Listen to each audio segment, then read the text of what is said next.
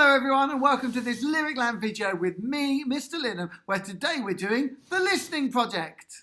If you've got ears on your head and your brain in between, you're ready for a little bit of listening.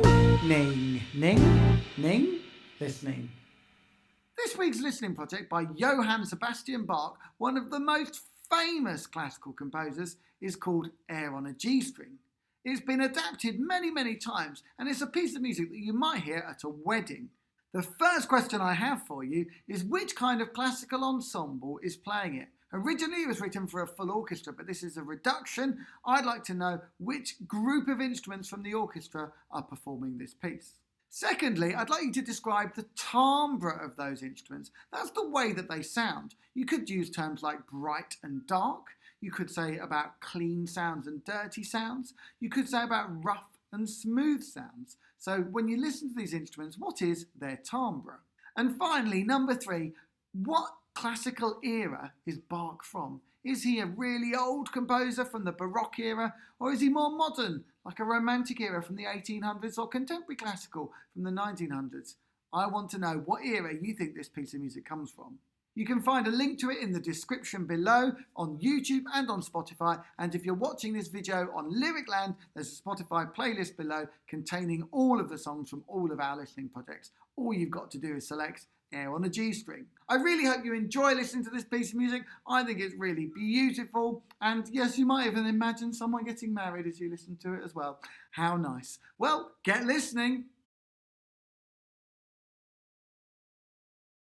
Isn't that an incredibly beautiful piece of music? And I really love how those instruments work together to build and layer up as the textures get more and more complex. So let's answer the questions then. Number 1, which group of instruments were playing it? Hopefully you said the strings. Yes, this piece of music is typically played on the stringed instruments and it starts with the violin.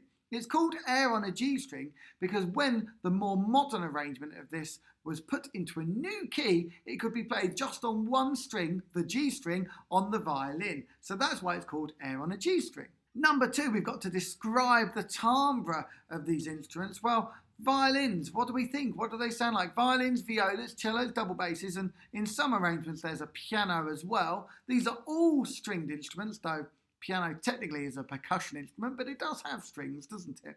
Inside, hidden, not that this one does. So what kind of timbre is it? Well, I think it's a very smooth sound of our violins. I think it's a very clean sound. I think it's quite a bright sound, particularly when they get higher up. And finally, what era of classical music is it? Bach.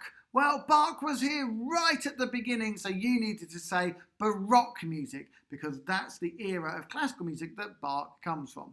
Remember, we've got Baroque, Classical, Romantic and Contemporary Classical. Baroque is the earliest, way back in the 1600s. It's that old, but it's still great music, isn't it? We often forget sometimes how great some of the old classical music is. It's beautiful, and I encourage you to listen to more of it.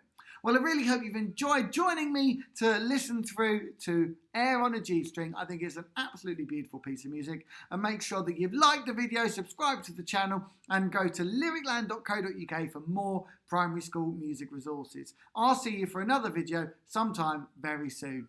Bye, everyone! If you've got ears on your head and your brain in between, you're ready for a little bit of listening. Ning, ning, ning, listening.